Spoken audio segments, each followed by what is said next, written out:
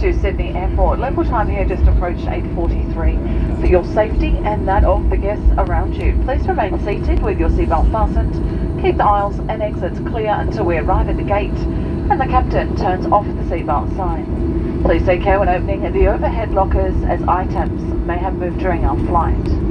Today we'll disembark through the forward and rear doors and we will be refueling. If you're exiting via the stairs and onto the tarmac, we'd like to remind you that the use of electronic devices, including mobile phones and cameras, are not permitted on the tarmac.